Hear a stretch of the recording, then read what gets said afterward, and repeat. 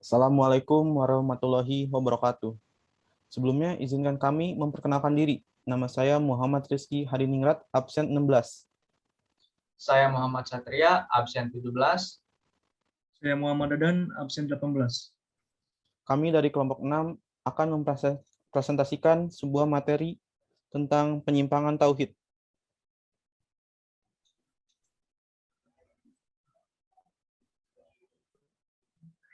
Yang pertama ada tathayur. Tathayur adalah beranggapan sial dalam waktu tertentu, tempat tertentu, atau sesuatu yang kita lihat, dengar, ataupun diketahui. Sebagai contohnya, di sebagian daerah ada penduduk membangun rumah menghadap arah tertentu. Mereka juga membangun dan menempatinya di hari tertentu karena keyakinannya akan mendatangkan keberuntungan dan menjauhkan dari sebuah kesialan. Dan ada pula yang melarang pernikahan di bulan tertentu. Semua ini adalah bentuk tathayur syirik yang harus dijauhi oleh seorang muslim sesuai dengan hadis riwayat Abu Daud nomor 3910. Lihat di slide yang kita tampilkan. Yang kedua, tamimah. Tamimah adalah sesuatu yang digantungkan pada seorang anak untuk menolak ain atau musibah. Seringkali kita melihat benda-benda yang digantungkan di rumah, mobil, toko, ataupun di pakaian pada anak dengan niat menolak bala. Semua ini termasuk jenis tamimah yang syirik. Orang yang melakukannya terjatuh dalam kesyirikan. Dan yang ketiga adalah tiwalah. Ia adalah suatu yang dibuat untuk membuat suami atau seorang lelaki mencintai istrinya atau seorang wanita atau sebaliknya. Adapun dublah. Dublah ini adalah cincin yang dipakai oleh seseorang setelah menikah. Dengan keyakinan bahwa selama cincin emas tersebut dipakai, maka keyakinan yang syirik karena tidak ada yang bisa membolak-balikan hati manusia selain Allah.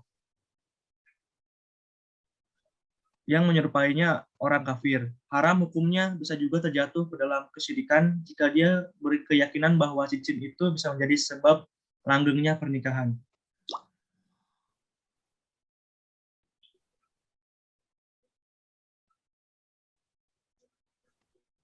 Yang keempat, jampi-jampi atau mantra.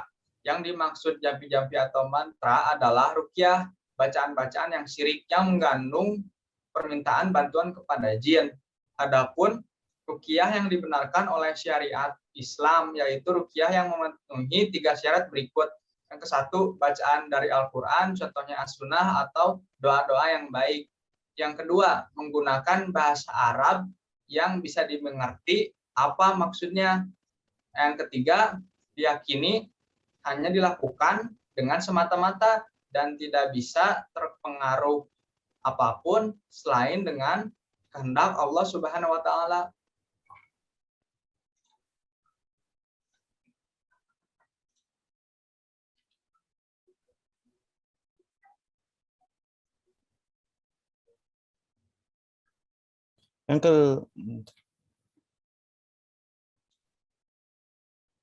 Yang kelima ada perdukunan. Ini adalah musibah yang melanda banyak kaum muslimin.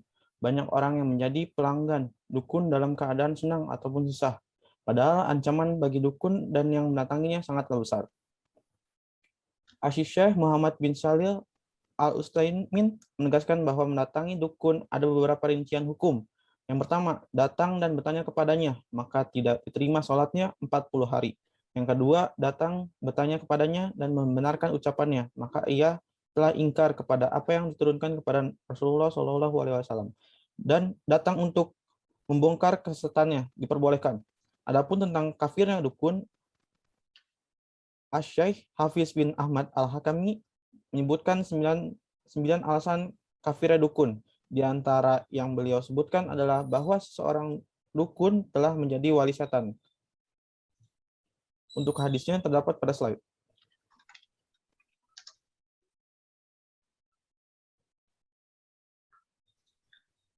Yang keenam, sembelihan untuk selain Allah. Adapun penyimpangan tauhid, ini sudah menjadi tradisi di masyarakat kita.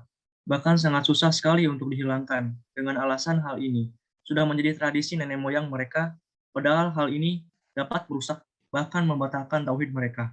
Rasulullah telah memberitakan bahwa termasuk orang yang dilaknat adalah seorang yang melakukan sembelih untuk selain Allah. Untuk hadisnya ada di slide dari Ali bin Abi Thalib.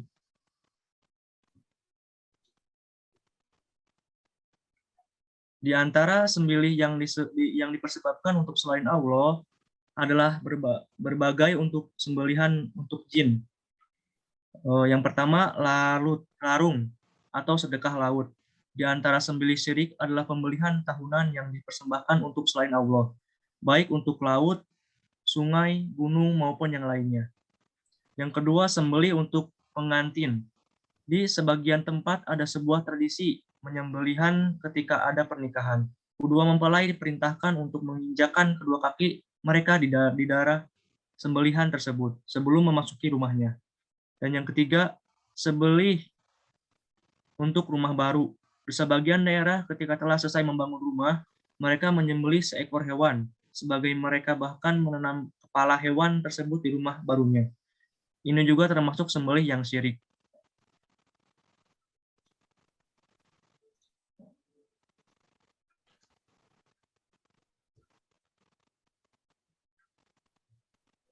Yang keempat, memenuhi keinginan jin yang termasuk pada tubuh seorang. Ketika ada orang kerasukan jin, kemudian ruqyah, jin terkadang minta disembelih hewan untuk dirinya. Jika terjadi hal demikian, permintaan jin itu tidak boleh ditunaikan, karena hal tersebut adalah sembelihan untuk jin.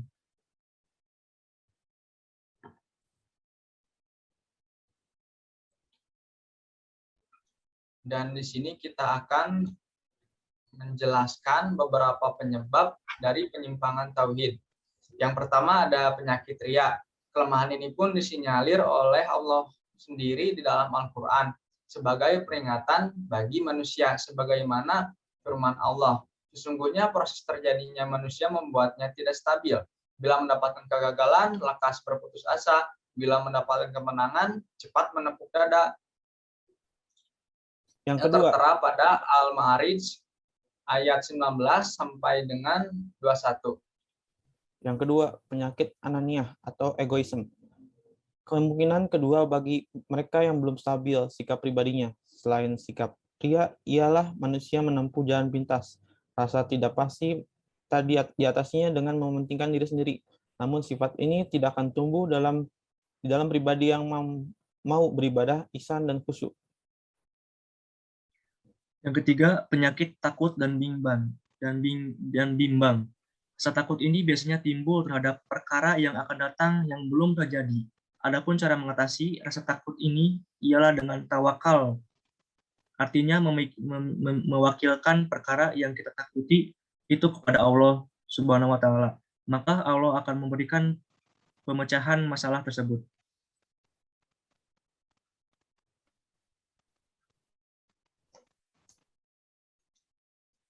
Yang keempat ada penyakit zolim.